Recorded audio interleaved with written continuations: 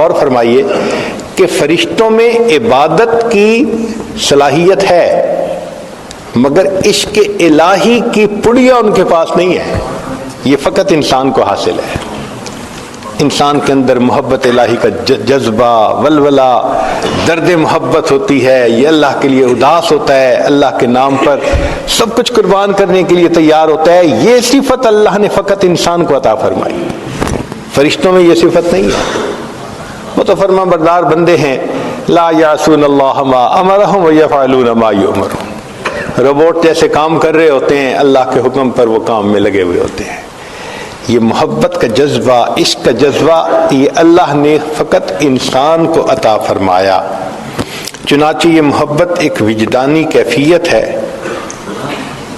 ہر انسان کو اپنی زندگی میں عشق سے واسطہ پڑتا ہے، ہر انسان کو اپنی زندگی میں عشق سے واسطہ پڑتا ہے۔ یہ الگ بات ہے خالق کا ہو یا مخلوق کا ہو۔ خالق کے عشق سے مراد وہ تمام محبتیں جو شریعت کے مطابق ہیں، اللہ کی محبت، نبی علیہ السلام کی محبت، صحابہ کی، اولیاء کی، ماں باپ، میاں بیوی، یہ تمام محبتیں جو شریعت میں جائز ہیں ان کو اللہ کی محبت کہتے ہیں، اور جو دائرہ شریعت سے ہٹ کر ہیں، نفسانی، شیطانی، شہوانی، ان کو مخلوق کی محبت کہتے ہیں۔ تو واسطہ تو ہر بندے کو پڑتا ہے۔ دل بہر محبت ہے، محبت یہ کرے گا، لاکھ اس کو بچا تو یہ کسی پر تو مرے گا، پتھر سے ہو، خدا سے ہو یا پھر کسی سے ہو، آتا نہیں ہے چین محبت کیے بغیر۔ اس کی مثال یوں سمجھ لیجئے کہ یا تو کمرے کے اندر روشنی ہوگی، اگر روشنی نہ ہوئی تو اندھیرا ضرور ہوگا۔ اسی طرح یا تو انسان کے دل میں اللہ رب العزت کی محبت کی روشنی ہوگی، اگر وہ نہ ہوئی تو مخلوق کی محبت کا اندھیرا ضرور ہوگا۔ کوئی بندہ یہ نہیں کہہ سکتا کہ میرے دل میں تو کسی کا عشق ہے ہی نہیں۔ ہاں، اس کا فطری طور پر اس کا مادہ فطری طور پر ہر انسان کے خمیر میں رکھ دیا، جب ماحول مناسب ملتا ہے تو پھر وہ پھلتا پھولتا ہے۔ جیسے بیج ہوتا ہے نا، بیج کو مناسب زمین مل جائے، ماحول مل جائے تو درخت بن جاتا ہے، پھل پھول دیتا ہے۔ مناسب ماحول نہ ملے تو بیج الٹا مر جاتا ہے۔ اسی طرح محبت کا لفظ حبہ سے بنا ہے، اور حبہ عربی میں دانے کو کہتے ہیں، یہ دانے ہیں۔ اس کو اگر نیکی کا ماحول مل جائے تو انسان کے اندر اللہ کی محبت کا بیج وہ پھر پھل پھول دینے شروع کر دیتا ہے، نیکیوں کے اعمال ظاہر کرتا ہے، اور اگر ماحول مناسب نہ ملے تو یہ پھر بیج مر جاتا ہے۔ چنانچہ سمندر کے اندر جب چاند کی پہلی تاریخ ہوتی ہے تو سمندر بالکل کام اینڈ کوائٹ ہوتا ہے، کوئی لہریں نہیں ہوتی، لیکن جب 14ویں کا چاند ہوتا ہے نا تو مد الجزر ہوتی ہے، ہائی ٹائیڈ اس کو کہتے ہیں۔ حتیٰ کہ اس کے باقاعدہ اسکیجول بنے ہوئے ہیں، اور جو بحری جہاز چلتے ہیں وہ اس کا خیال رکھ کے چلتے ہیں کہ ایسا نہ ہو کہ کہیں ہائی ٹائیڈ میں جہاز کسی ایکسیڈنٹ کا شکار نہ ہو جائے، ڈوب جاتے ہیں جہاز۔ تو دیکھیے جب چاند پوری آب و تاب پہ ہوتا ہے تو سمندر کا پانی اچھلتا ہے۔ کیوں اچھلتا ہے؟ اس کی لہریں ہوتی ہیں، مقناطیسی لہریں، اس کی گریویٹیشنل فورس ہوتی ہے، وہ کھینچتی ہے۔ تو جس طرح چاند کی مقناطیسی لہریں سمندر کے پانی کو اپنی طرف متوجہ کرتی ہیں، اسی طرح اگر چاند سامنے ہو، یہ چاند جیسی کوئی صورت سامنے ہو تو بندے کے دل میں بھی پھر محبت کی لہریں اٹھتی ہیں۔ اب یہاں سے ایک اشکال کا پتہ چلا کہ ایک صحابی تھے سیدنا حذیفہ رضی اللہ تعالیٰ عنہ، ایک دن اپنے گھر میں تھے، کہنے لگے نافق حنظلہ، حنظلہ منافق ہو گیا، اور یہ کہتے ہوئے نبی اسلام کی خدمت میں چل پڑے۔ راستے میں صدیق اکبر ملے، پوچھا کیا حال ہے؟ کہنے لگے نافق حنظلہ. بھائی کیوں؟ کہ جو نبی علیہ الصلوۃ والسلام کی مبارک صحبت میں دل کی کیفیت ہوتی ہے، گھر جاتے ہیں تو وہ نہیں ہوتی، تو یہ تو منافقت ہے، یہ تو درنگی ہے. تو صدیق اکرم کہنے لگے کہ ہاں یہ تو ہمارے ساتھ بھی ہوتا ہے، اور پوچھتے ہیں. چنانچہ نبی علیہ السلام کی خدمت میں حاضر ہوئے. اے اللہ کے حبیب صلی اللہ علیہ وسلم، ہمارے ساتھ یہ معاملہ. نبی علیہ الصلوۃ والسلام نے فرمایا حذیفہ، جو کیفیت میری صحبت میں تمہارے دل کی ہوتی ہے، اگر ہر وقت رہے تو فرشتے راستہ چلتے تم سے مصافحہ کرنے لگ جائیں. یہ تو گائے گائے کہیں کہیں ہوتی ہے. تو یہاں تک تو بات سمجھ آ گئی. اب علماء نے لکھا کہ دیکھیں صحابہ رضوان کی کیفیت میں کوئی فرق نہیں تھا کہ وہاں محبت زیادہ تھی، گھر آ کے محبت کم تھی. فرق یہ تھا کہ جب نبی علیہ الصلوۃ والسلام کی صحبت میں جاتے تھے تو وہاں حسن کا چاند سامنے ہوتا تھا، تو صحابہ کے دل میں مد و جزر ہوتی تھی محبت کی. اور جب گھروں میں آ جاتے تھے تو جیسے پہلی تاریخ کو سمندر کام اینڈ کوائٹ ہوتا ہے، دل کی وہ کیفیت ہو جاتی تھی. یہیں سے ایک مسئلہ اور بھی واضح ہوا. امام شافعی رحمۃ اللہ علیہ فرماتے ہیں الایمان یزید و ینقص، اور امام اعظم ابو حنیفہ رحمۃ اللہ علیہ فرماتے ہیں الایمان لا یزید ولا ینقص. اب دونوں حضرات نے اپنے اپنے دلائل دیے. امام شافعی رحمۃ اللہ فرماتے ہیں کہ اس کی کمیت بڑھتی بھی ہے گھٹتی بھی ہے، اور اس پہ انہوں نے دلائل دیے ہیں. امام اعظم رحمۃ اللہ نے فرمایا نہیں، مقدار وہی رہتی ہے، اس کی کیفیت گھٹتی بڑھتی ہے. چنانچہ امام اعظم رحمۃ اللہ علیہ کی جو بات تھی اس کو علماء نے کہا کہ وہ زیادہ ٹھوس تھی، اضبط تھی مضبوط کی بجائے. اور اس کی بھی یہی دلیل تھی کہ امام صاحب کہتے ہیں کہ جس طرح سمندر کا پانی پہلی تاریخ کو بھی مقدار میں اتنا ہی ہوتا ہے اور 14 تاریخ کو بھی مقدار میں صرف مد و جزر کا فرق ہوتا ہے. یہی ایمان کی کمی بیشی ہے کہ انسان اپنی ایمان کی کیفیت میں کبھی کمی اور بیشی محسوس کر رہا ہوتا ہے، مقدار میں کمی بیشی نہیں ہوتی، وہ وہی ہوتی ہے. اس لیے شریعت نے کہا کہ تم اپنی نگاہوں کی حفاظت کرو. جو نگاہوں کی حفاظت کرے گا یقیناً وہ پاک دامنی کی زندگی گزارے گا. جس کی نظر محفوظ نہیں ہوگی وہ پاک دامنی کی زندگی نہیں گزار سکے گا. امام اعظم امام ربانی مجدد ثانی رحمۃ اللہ نے لکھا ہے کہ آنکھ کا دیکھنا ابتدا ہے اور پھر زنا کا ارتکاب یہ اس کی انتہا ہے. جو انتہا سے بچنا چاہتا ہے اسے ابتدا سے بچنا پڑے گا، نہیں بچے گا تو پھر انتہا تک بھی پہنچ جائے گا. اس لیے فرمایا قل للمؤمنین یغضوا من ابصارہم، ایمان والوں سے کہو اپنی نگاہوں کو نیچا رکھیں. اس پر کسی شاعر نے شعر کہا کہ جس غذا میں بھی ہو نمک شامل واجب الاحتیاط ہوتی ہے. بعض غذائیں ہوتی ہیں نا ان میں نمک ہوتا ہے، تو نمک ہونے کی وجہ سے وہ بلڈ پریشر والے بندے کو نقصان دیتی ہیں، ہائی بلڈ پریشر کر دیتی ہیں. تو ڈاکٹر لوگ کہتے ہیں کہ بھئی آپ سالٹ استعمال نہ کریں. تو اس پر شاعر نے شعر کہا کہ جس غذا میں بھی ہو نمک شامل واجب الاحتیاط ہوتی ہے، جن کی صورت میں ہو نمک شامل واجب الاحتیاط ہوتے ہیں. کچھ صورتیں بھی ہوتی ہیں ان کو بھی نمکین صورتیں ہوتی ہیں. نمکین کیوں کہا؟ کہ بار بار دیکھنے کو دل کرتا ہے. میٹھا بار بار نہیں کھانے کو دل کرتا، میٹھے سے بندہ تنگ آ جاتا ہے. چنانچہ ہم بچپن میں اپنے اسکول میں انگریزی کی کتاب میں سٹوری پڑھتے تھے. ایک بادشاہ کی کئی بیٹیاں تھیں. اس نے پوچھا کہ کون مجھ سے زیادہ محبت کرتا ہے. کسی نے کہا میں شہد کی طرح، کسی نے کہا میں مٹھاس کی طرح، کسی نے کوئی میٹھی چیز. سب نے میٹھی چیزوں کا تذکرہ کیا. ایک بیٹی نے کہا ابو مجھے آپ سے محبت ہے نمک کی طرح. تو باپ کو بڑا غصہ آیا، اس نے اس کو سزا دی. خیر سزا اس نے برداشت کر لی. پھر ایک وقت آیا کہ سب بچیوں کی شادی ہو گئی. اب جب شادی ہو گئی تو ایک دن بادشاہ اپنی اس بیٹی کے گھر آیا جس سے اس کو کہا تھا کہ مجھے آپ سے نمک کی طرح محبت ہے. تو خیر بچی نے اپنے باپ کے لیے بہت درجنوں کھانے بنائے، سب میٹھے. خیر ایک وقت تو اس نے کھا لیے کھانے. جب دوسری دفعہ پھر میٹھا، وہ تنگ آ گیا، کہنے لگا بیٹی ہر وقت تو میٹھا نہیں کھایا جاتا، نمک کھانے کو دل کرتا ہے۔ کہنے لگے ابا جان میں نے کیا کہا تھا؟ ساری عمر نمکین کھانا کھاتے رہیں گے، تنگ نہیں ہوں گے، میٹھے سے تنگ ہو جائیں گے، نمک سے تنگ نہیں ہوں گے۔ تو نمکین چیز کو بار بار کھانے کو دل کرتا ہے۔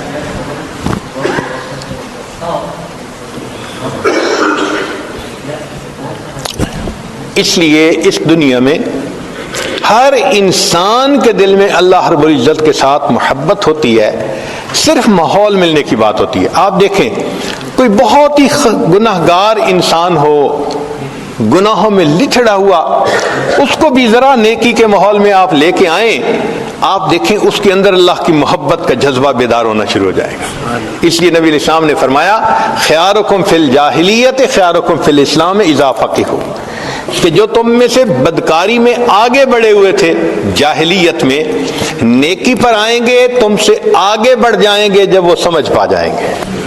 تو جذبہ تو اندر ہوتا ہے نا بندے کے، تو یہ محبت کا جذبہ اللہ رب العزت نے ہر بندے کے دل میں رکھا، صرف اس کو مناسب ماحول ملنے کی ضرورت ہوتی ہے۔ چنانچہ اس کائنات میں جتنا اللہ رب العزت کو چاہا گیا، جتنا اللہ تعالیٰ سے محبت کی گئی، جتنا ٹوٹ کے اللہ سے پیار کیا گیا، جتنا تنہائیوں میں اللہ کو یاد کر کے آنسو بہائے گئے، جتنا راتوں کو اللہ کو پکارا گیا یا اللہ کے لیے انسان اداس ہوا، کوئی دوسری ہستی ایسی نہیں کہ جس سے اتنی محبت کی گئی ہو۔ یہ فقط اللہ کی شان ہے۔ ہم ہوئے، تم ہوئے کہ میر ہوئے، اس کی زلفوں کے سب اسیر ہوئے، سب اللہ کے چاہنے والے ہیں۔ نداں نما گل خنداں چ رنگ بو دارد، کہ مرغ ہر چمنے گفتگوئے او دارد۔ میں نہیں جانتا کہ اس مسکرانے والے پھول کی رنگ اور خوشبو کیسی ہے کہ باغ کے ہر پرندے کو میں نے اسی پھول کی گفتگو کرتے ہوئے سنا ہے۔ تو اللہ رب العزت کا بھی یہی معاملہ، جتنے آپ سب حضرات یہاں آئے بیٹھے ہیں، اللہ کی محبت آپ کو کھینچ کے لائی ہے۔ ہر بندے کے دل میں ہوتی تو ہے نا، ہاں کم یا زیادہ یہ الگ چیز ہے۔ اب دیکھیے پانی، اگر آپ گرمی کے موسم میں ٹیپ واٹر کو لیں، آپ کہیں گے جی ٹھنڈا پانی ہے، مجھے گرم چاہیے۔ اب عام حالات میں برف کے بغیر تھا تو اس کو گرم کہا، پھر ایک وہ بھی پانی گرم ہوتا ہے جس سے ہاتھ دھلواتے ہیں، نیم گرم، اور ایک چائے کے لیے بھی کھولتا ہوا پانی گرم۔ تو تینوں کے لیے لفظ تو گرم کا استعمال ہوا، مگر ایک کم گرم تھا، ایک درمیانہ گرم تھا، ایک زیادہ گرم تھا۔ اسی طرح محبت ہر ایمان والے کے دل میں اللہ کی ہوتی ہے۔ جس نے بھی کلمہ پڑھا اس کے دل میں اللہ کی محبت موجود ہے، بس اتنا فرق ہے کہ کسی کے دل میں ذرا کم ہوتی ہے، کسی کے دل میں درمیانی ہوتی ہے، اور کسی کے دل میں بہت گرم ہوتی ہے، ٹھاٹھے مار رہی ہوتی ہے۔ یہیں سے فرق پڑ جاتا ہے۔ اور ان محفلوں میں، مسجدوں میں آ کے ہم نے اسی محبت کو اور بڑھانا ہوتا ہے، تاکہ ایک جذبہ محبت کا دل میں آ جائے اور انسان کے لیے پھر اللہ رب العزت کی عبادت کرنی آسان ہو جائے۔ اگر یہ محبت الہی انسان کے دل میں نہ ہو تو پھر انسان کی قیمت ہی کیا ہے؟ چنانچہ فرمایا کچھ اور ہی نظر آتا ہے کاروبار جہاں، نگاہ شوق اگر ہو شریک بے نائی، نگاہ شوق میسر نہیں اگر تجھ کو، تیرا وجود ہے قلب و نظر کی رسوائی۔ اگر انسان کے اندر عشق والی نظر ہی نہیں تو پھر اس کے اندر ہے کیا؟ پھر اس کو دوسرے جانداروں پر فضیلت کس لحاظ سے ہے؟ اسی لیے تو ہے کہ یہ اللہ رب العزت سے محبت کرتا ہے، اللہ رب العزت کے اوپر اپنی جان دیتا ہے۔ عقل و دل و نگاہ کا مرشد اولی ہے عشق، عقل و دل و نگاہ کا مرشد اولی ہے عشق، عشق نہ ہو تو شرع و دین بت قدائے تصورات۔ اگر دین سے محبت الہی کو نکال دیا جائے تو پیچھے چند تصورات کے اور کیا بچتا ہے؟ تو اصل چیز تو اللہ کی محبت ہے. یہ پوری شریعت کا نچوڑ ہے. چنانچہ مومن کی زندگی کو دیکھیں، اس میں عاشق کی تمام علامتیں پائی جاتی ہیں. مثلا کوئی بھی عاشق ہوگا، سب سے بڑی علامت کہ وہ بار بار محبوب کے گھر کی طرف چکر لگائے گا، اس کا گزارا نہیں ہوتا.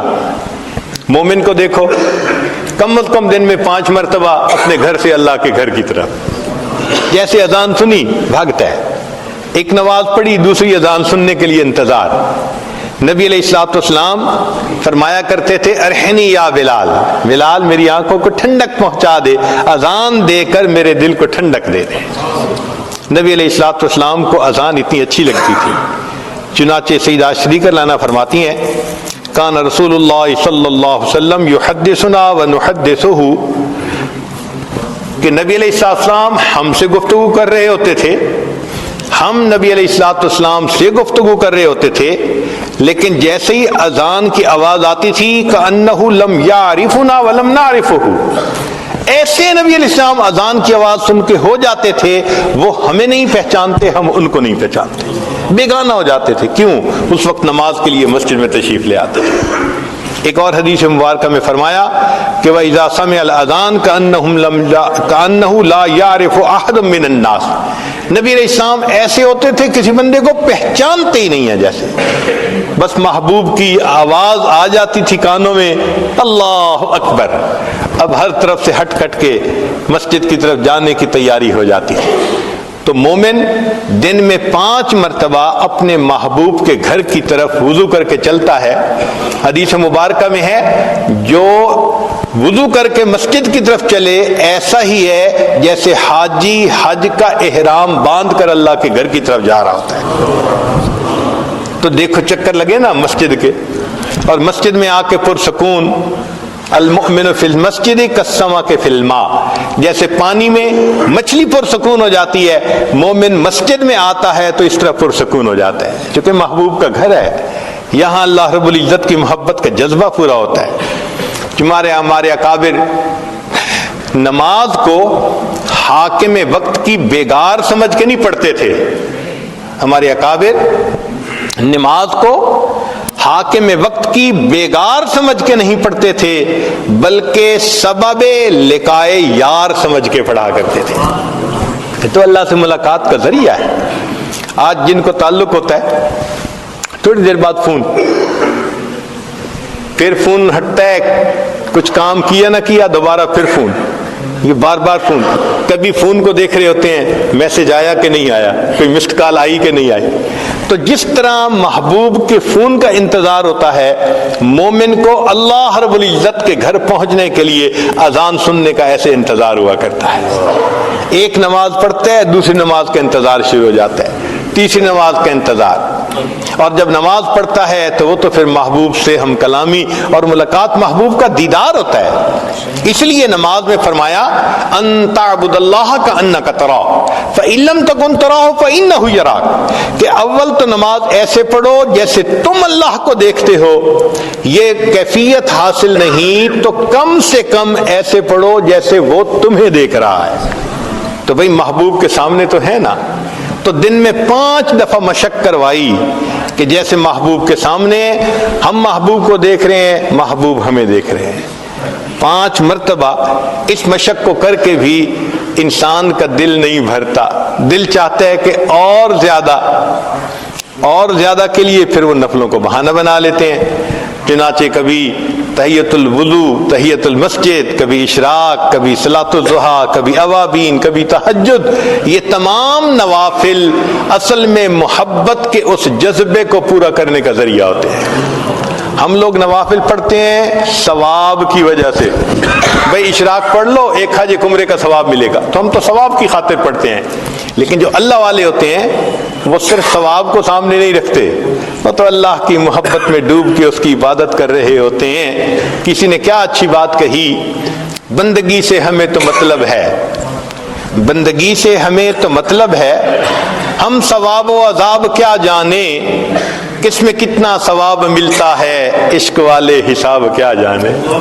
محبت والوں کو کیا پتا کیا ثواب کتنا ہوتا ہے، وہ تو اللہ کی محبت میں پڑھ رہے ہوتے ہیں.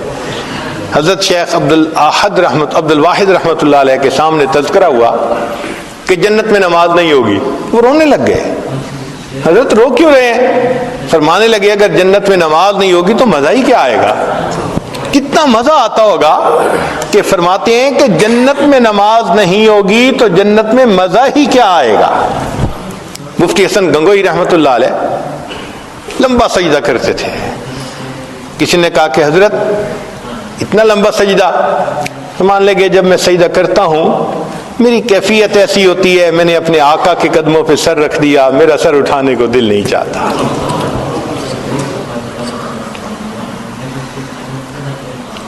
اللہ اکبر کبیرہ۔ تو جن کو نماز کی کیفیت حاصل ہوتی ہے وہ پھر نماز کو بہانہ بناتے ہیں اللہ رب العزت سے ملاقات کا۔ حضرت حاجی صاحب کے سامنے کسی نوجوان نے جنت کے تذکرے شروع کیے اور حور و قصور کی باتیں کی، خاموشی سے سنتے رہے۔ جب سب باتیں سن لی تو آخر پہ فرمانے لگے اگر قیامت کے دن مجھ پر اللہ کا فضل ہو گیا تو میں تو عرض کروں گا اللہ مجھے اپنے عرش کے نیچے مصلی کی جگہ عطا فرما دیجیے، مصلی کی جگہ عطا فرما دیجیے۔ نماز میں ایسا مزہ ملتا ہے ان لوگوں کو۔ اللہ اکبر کبیرہ۔ اسی لیے نماز اہتمام سے پڑھیں اور نوافل جہاں پڑھنے کا موقع ملے کبھی نہ چھوڑیں۔ نوافل جہاں پڑھنے کا موقع ملے اس کو نہ چھوڑیں۔ دو وجوہات ہیں، ایک تو یہ کہ معلوم نہیں کس جگہ کا کیا ہوا سجدہ میرے اللہ کو پسند آ جائے، ہم نہیں جانتے، تو کیا پتا کون سا سجدہ پسند آ جائے، اس لیے نفل کا موقع مل رہا ہے تو ضرور پڑھو، چھوڑنا نہیں چاہیے۔ اور دوسری بات یہ کہ جو نوکر ذاتی وقت میں مالک کا کام کرتا ہے نا تو مالک کو زیادہ پیارا لگتا ہے۔ دیکھیں ڈیوٹی میں تو ہر کوئی کام کرتا ہے۔ اب آپ کا اگر ایک خادم کہے وہ جی میں آتے ہوئے آپ کے لیے بڑا اچھا شہد مل رہا تھا، مجھے آدھا گھنٹہ لگا، میں شہد لے کے آیا ہوں، لو پورے دن کی ڈیوٹی سے وہ محبت دل میں نہیں آنی جو اس آدھے گھنٹے شہد لانے کی وجہ سے دل میں محبت آ جائے گی کہ اس نے ذاتی وقت میں میرا کام کیا۔ اس لیے ایک ہوتا ہے ضابطے سے لینا اور ایک ہوتا ہے رابطے سے لینا، دو باتیں ہوتی ہیں، ایک ہوتا ہے ضابطے سے لینا اور ایک ہوتا ہے ضابطے سے تو تھوڑا ہی ملا کرتا ہے، ضابطے کے مطابق ملتا ہے۔ مثال کے طور پہ آپ نے گھر میں ڈرائیور رکھا اور اس کی تنخواہ آپ نے متعین کر دی جی کہ آپ کو اتنی ملے گی، تو آپ ہر مہینے اس کو اتنی تنخواہ دے دیتے ہیں۔ ایک دن آپ نے دیکھا کہ وہ ڈرائیور بڑا پریشان، تو آپ پوچھتے ہیں کیا ہوا؟ وہ کہتے ہیں میں بہت پریشان ہوں، بیٹی کی شادی ہے، تاریخ قریب آ گئی، میں غریب آدمی ہوں، کچھ بنا نہیں سکا، اب سمجھ نہیں آ رہی کہ میں بیٹی کے ہاتھ کیسے پیلے کروں، کیسے اس کو رخصت کروں۔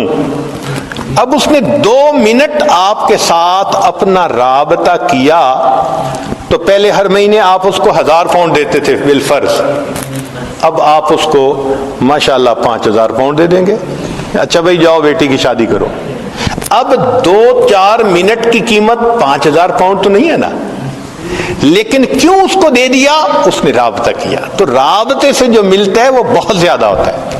اب ایک مسئلہ یہاں سے اور سمجھ بھی آ گیا، بعض اوقات کہتے ہیں کہ جی 2 نفل اشراق کے پڑھنے سے ایک حج اور ایک عمرے کا ثواب، وہ جی حج پہ تو بڑا وقت لگتا ہے، پیسہ لگتا ہے، فرض ہوتا ہے، تو حج اور عمرے کا ثواب 2 نفل پہ؟ جی ہاں، یہ ضابطے سے نہیں وہ بندہ لے رہا، یہ بندہ رابطے سے اللہ سے لے رہا ہے۔ ذاتی وقت ہے نا اس کا، کوئی فرض تو نہیں ہے نا اشراق کی نماز پڑھنا۔ تو جب نفلی وقت میں ذاتی وقت میں وہ آقا کی خدمت کر رہا ہے، اب آقا کی مرضی ہے ان نفلوں پہ جتنا چاہے انعام عطا فرمائے۔ تو نفلوں کو نہیں چھوڑنا چاہیے، جہاں موقع ملے ضرور پڑھیں، کیا پتا کس جگہ کا سجدہ میرے اللہ کو پسند آ جائے۔ تو ایک نشانی تو یہ ملی مومن میں کہ دوڑ دوڑ کے بھاگ بھاگ کے اپنے محبوب کے گھر کے چکر لگاتا ہے۔ دوسری بات، محبوب پہ اپنا مال لٹانا. دنیا داروں کو دیکھا، کہیں تعلق ہوتا ہے تو گفٹ بھیجے جا رہے ہیں، دیے جا رہے ہیں، اور مال لٹایا جا رہا ہے، شاپنگ کروائی جا رہی ہے. تو مومن کو دیکھو، اللہ کے حکم پہ زکوٰۃ بھی دے رہا ہے، صدقات بھی دے رہا ہے، اللہ کے راستے میں مال لٹا رہا ہوتا ہے نا، دے رہا ہوتا ہے نا اللہ کے راستے میں. تو مومن بھی اللہ کے نام پہ اپنا مال لٹاتا ہے. بلکہ حدیث مبارکہ میں ہے کہ جب رمضان کا مہینہ آتا تھا، اللہ کے محبوب صلی اللہ علیہ وسلم اپنے دونوں ہاتھوں سے مال اللہ کے راستے میں صدقہ فرمایا کرتے، اتنا صدقہ کرتے تھے اللہ کے راستے میں. تو مومن خوش ہوتا ہے اللہ کے راستے میں اپنا مال دے کر. سیدنا ابراہیم علیہ السلام اپنے بکریوں کو چراتے ہوئے آ رہے ہیں، ایک آدمی قریب سے گزرا اور گزرتے ہوئے اس نے یہ پڑھا، سبحان ذی الملک والملکوت، سبحان ذی العزت والعظمت والہیبت والقدرت والکبریاء والجبروت. جب اس نے اللہ کی تعریف اتنے اچھے الفاظ سے کی، ابراہیم علیہ السلام کا دل مچل گیا. دل نے کہا ایک مرتبہ پھر اپنے محبوب کی بات سنو، اے بھائی ذرا یہ الفاظ پھر کہہ دے. اس نے کہا جس کے بدلے کیا دیں گے؟ اچھا بھئی آدھا بکریاں کا ریوڑ جو ہے نا وہ آپ کا ہو گیا، یہ الفاظ کہہ دیجئے. اس نے پھر کہہ دیے. اب جب دوبارہ یہ تعریف سنی تو دل پھر مچل اٹھا. دل نے کہا کہ پھر سنیں، بھئی ایک مرتبہ اور کہہ دیجئے. بھئی اب کیا دیں گے؟ بھئی بقیہ آدھا ریوڑ بھی آپ کا ہو گیا. اس نے پھر یہ کلمات پڑھے. جب پھر کلمات پڑھے تو دل نے کہا ہوتی رہے ثنا تیرے حسن و جمال کی. اے محبوب تیرے حسن کی یہ باتیں کرتا رہے، عظمت کی بات کرتا رہے، میں سنتا رہوں. اے بھائی ایک مرتبہ اور کہہ دو. اس نے کہا اب تو بکریاں بھی نہیں، اب کیا دیں گے؟ فرمایا ان بکریوں کو چرانے کے لیے چرانے والے کی ضرورت ہوگی، میں تمہاری بکریاں چرا دیا کروں گا، تم یہ الفاظ کہہ دو. جب یہ کہا تو وہ کہنے لگا ابراہیم علیہ السلام مبارک ہو، میں فرشتہ ہوں، اللہ نے مجھے آپ کے پاس بھیجا تھا، جاؤ میرے خلیل کے سامنے اور جا کر میری تعریف کرو اور دیکھو وہ میرے نام کے کیا دام لگاتا ہے. جن کے دل میں اللہ کی محبت ہوتی ہے وہ اپنے آپ کو قربان کرنے کے لیے تیار ہو جاتے ہیں. تو یہ صفت بھی مومن کے اندر بدرجہ اتم پائی جاتی ہے. تیسرا ہوتا ہے بھوکا پیاسا رہنا، کہ واقعی محبوب کو منانے کے لیے کئی مرتبہ انسان کھانا پینا چھوڑ دیتا ہے. ہم گھروں میں دیکھتے ہیں خامن ناراض ہو بیوی کھانا چھوڑ دیتی ہے. گھروں میں دیکھا ہے، کہتی ہے نہیں میں اس وقت تک کچھ نہیں کھاؤں گی جب تک آپ راضی نہیں ہوں گے. اسی طرح مومن بھی اپنے رب کو منانے کے لیے رمضان کے مہینے میں کیا ہوتا ہے، پورا مہینہ دن کے اوقات میں کھانا پینا مومن اللہ کو منانے کی خاطر چھوڑ دیتا ہے. آگے پیچھے دیکھو تو ماشاءاللہ ایام 20 کے روزے رکھ رہا ہے، کبھی سوموار کا رکھ رہا ہے، جمعرات کا رکھ رہا ہے اللہ کو منانے کے لیے. ہمارے اکابر تو روزے کی کافی کوشش کیا کرتے تھے، اہتمام کیا کرتے تھے، اہتمام کرتے تھے. تو یہ صفت بھی مومن کے اندر پائی جاتی ہے، اللہ کی خاطر بھوکا پیاسا رہنا. پھر ایک چوتھی صفت ہے کہ راتوں کو جاگنا. آپ دیکھیں جن کا کہیں نہ کہیں تعلق ہوتا ہے راتوں کو نیند نہیں آتی، رات کے 2 بجے بھی جاگ رہے ہوں گے، صبح کے وقت بھی جاگ رہے ہوں گے.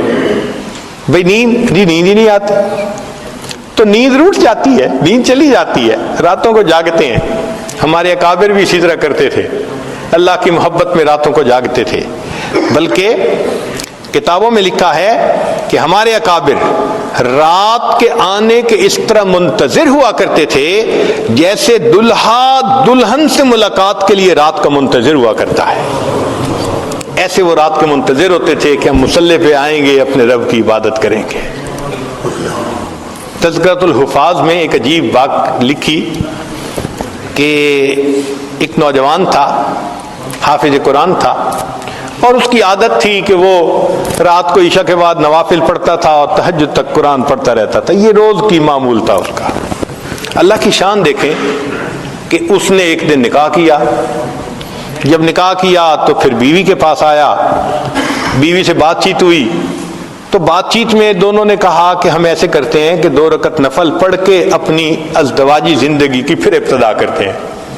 کہنے لگے ہاں بہت اچھا۔ چنانچہ خاوند نے بھی نیت باندھ لی، پیچھے بیوی نے بھی الگ نیت باندھ لی۔ اب بیوی نے تو جلدی سے 2 رکعت پڑھ لی، اور انہوں نے جو تلاوت شروع کی تو چونکہ ایک معمول تھا پوری زندگی کا، وہ قرآن پڑھتے رہے، انہیں خیال ہی نہ رہا کہ کوئی میرے انتظار میں ہے۔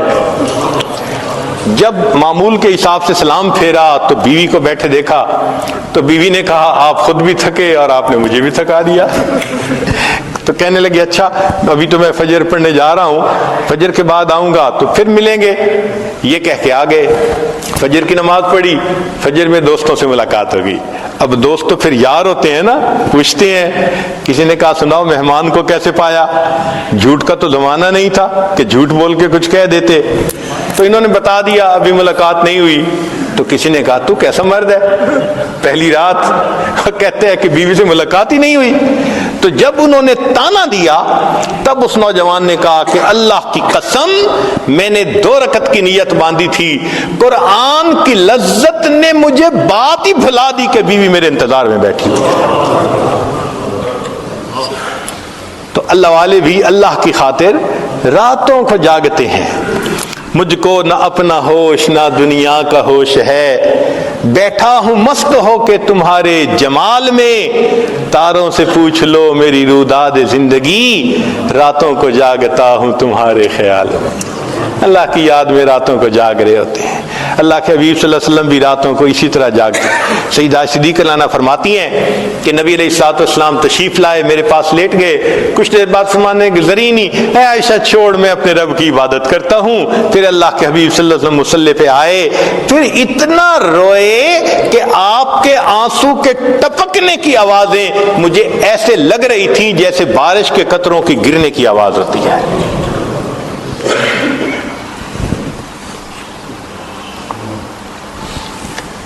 سیدنا ابن عمر رضی اللہ تعالیٰ عنہ کے گھر ایک مرتبہ نبی علیہ الصلوۃ والسلام بھی تشریف لائے، اور سیدہ حفصہ رضی اللہ تعالیٰ عنہ بھی تھیں، ان کی بہن عمر لانو کی بیٹی۔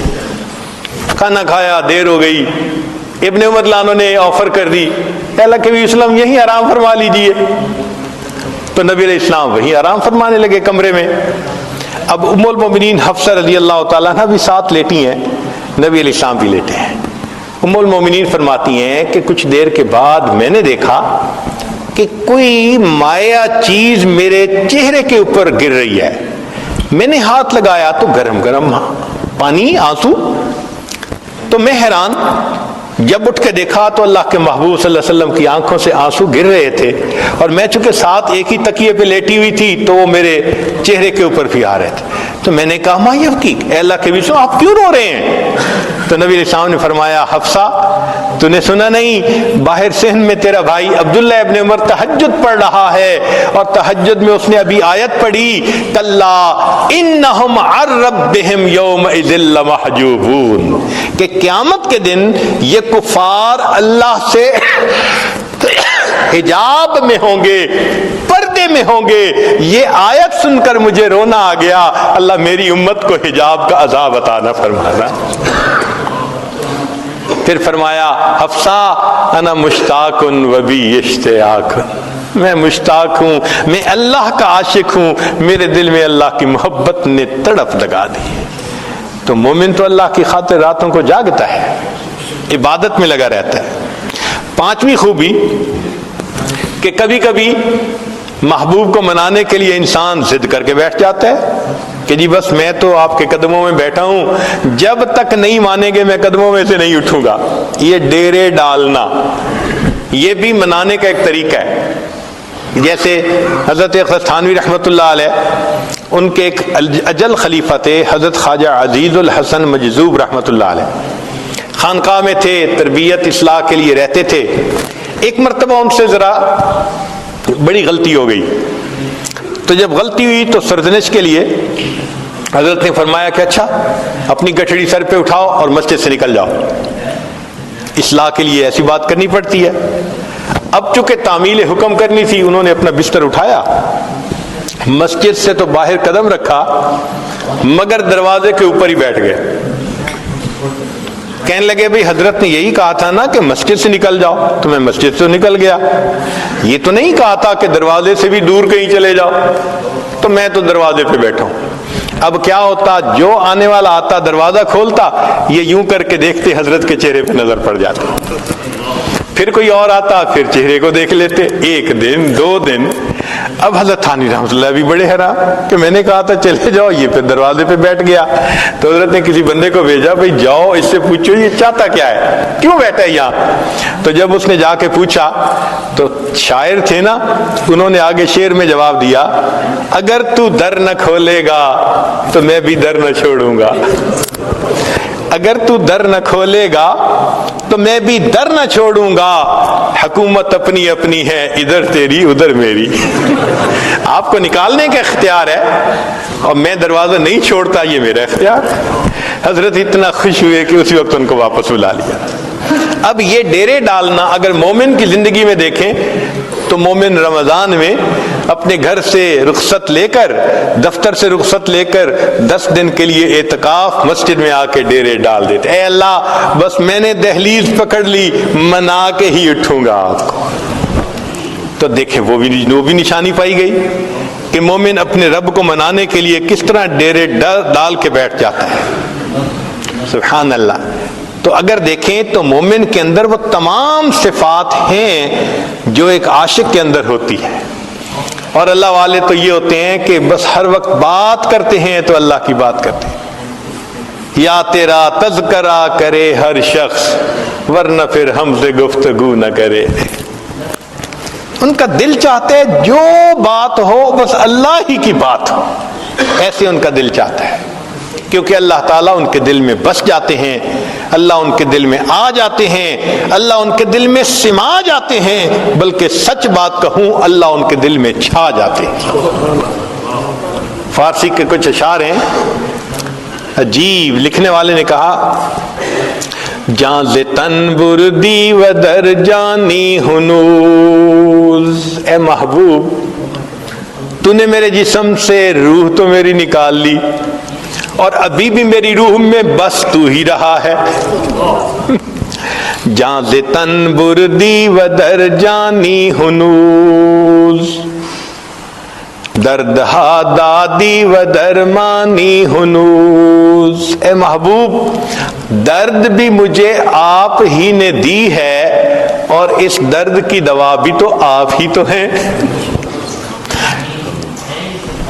جاں ز تن بردی و در جانی ہنوز, دردہا دادی و درمانی ہنوز.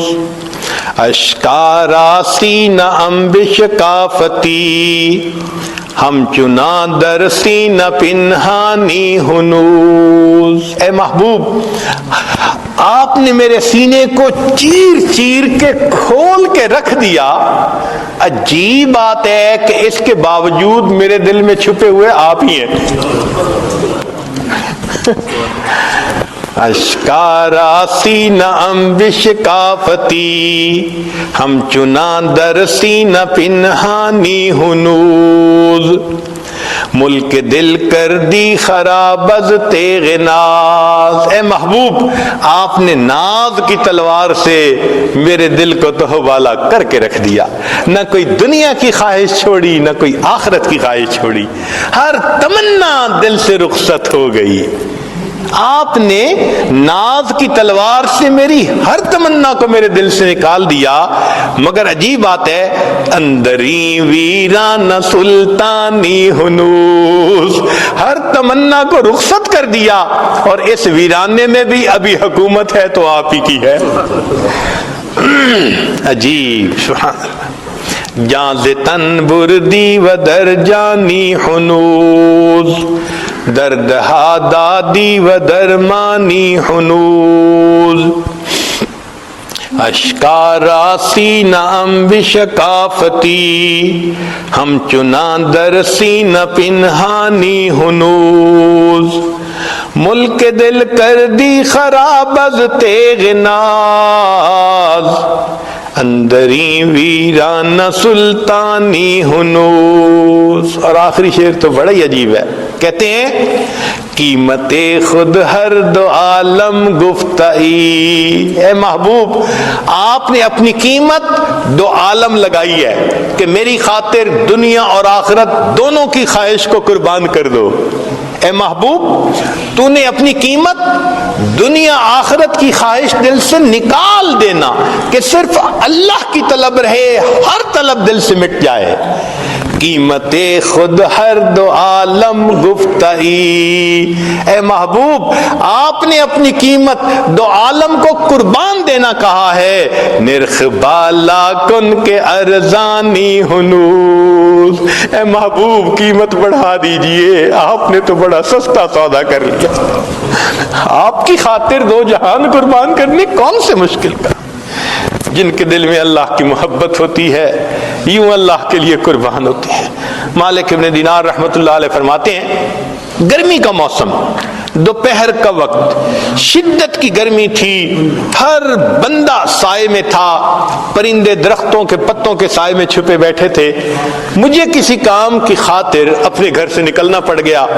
میں جیسے ہی باہر نکلا تو میں نے گلی میں ایک اپاہج کو دیکھا جس کی دونوں ٹانگیں جڑی ہوئی تھیں اور وہ سرینوں کے بل بیٹھا ایسے گھسٹ گھسٹ کے آگے جا رہا تھا.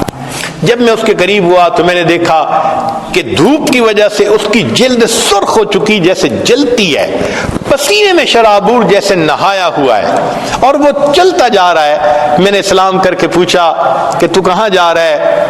اس نے کہا کہ میں حج کے سفر پہ جا رہا ہوں. میں نے کہا کہ میرے گھر کے اندر آؤ, آرام کر لو, جب شام کو سورج کی گرمی کم ہو جائے گی تم پھر اس وقت سفر کر لینا. اس نے کہا مالک ابن دینار آپ تو پاؤں کے ذریعے آرام سے سفر طے کرتے ہیں, میں گھسٹ گھسٹ کے انچ بائی انچ آگے سفر طے کرتا ہوں, وقت زیادہ لگتا ہے, میں راستے میں رکنا نہیں چاہتا. ایسا نہ ہو کہ ادھر ایام حج آ جائیں اور میں ابھی راستے میں پھر رہا ہوں. میں رمان میں کہیں نہیں رکوں گا, منزل پہ پہنچ کے دم لوں گا.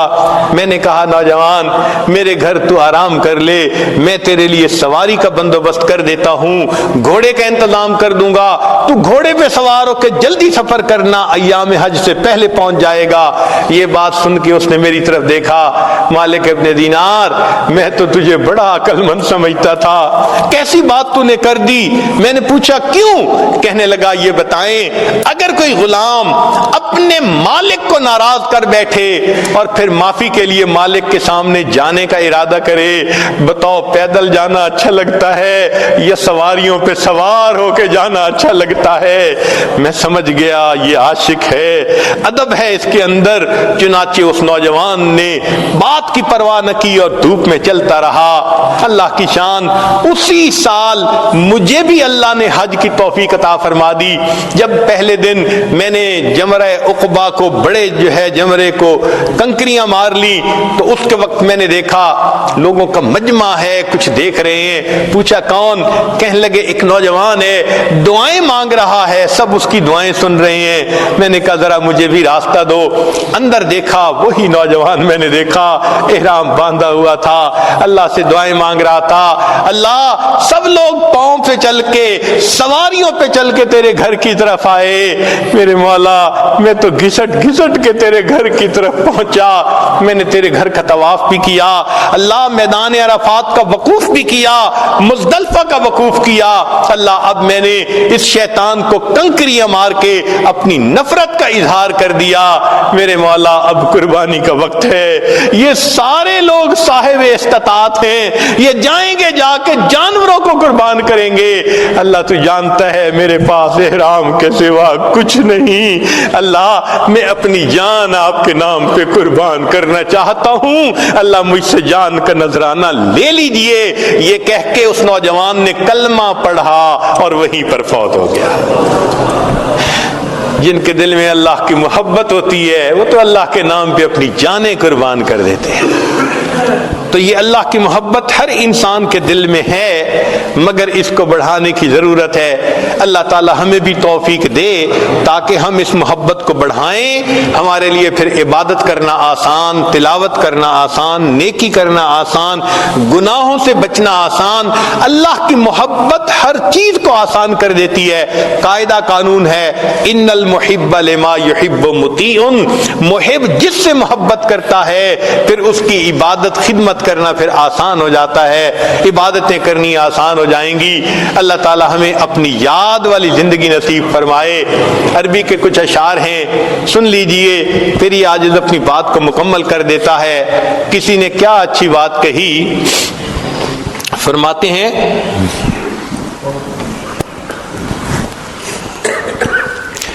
واللہ ما طلعت شمس ولا غربت الا وانت فی قلبی ووسواسی، اللہ کی قسم کبھی سورج طلوع نہیں ہوا اور کبھی سورج غروب نہیں ہوا، مگر اے محبوب میرے دل میں، میری سوچ دھیان میں تیری ہی تو ذات ہوتی ہے۔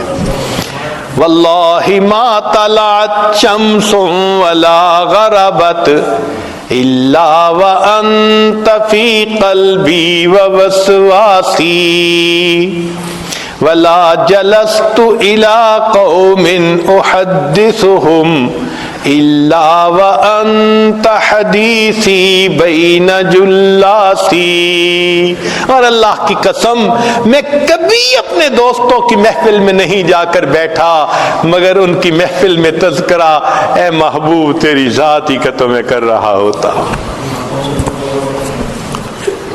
ولا ذکرتک محزونا ولا تربا الا وحبک مقرون بانفاسی، اور میں نے کبھی خوشی میں اور غم کی حالت میں آپ کا تذکرہ نہیں کیا مگر اے محبوب میرے سانسوں میں تیری محبت ہی تو لپٹی ہوئی ہوتی ہے۔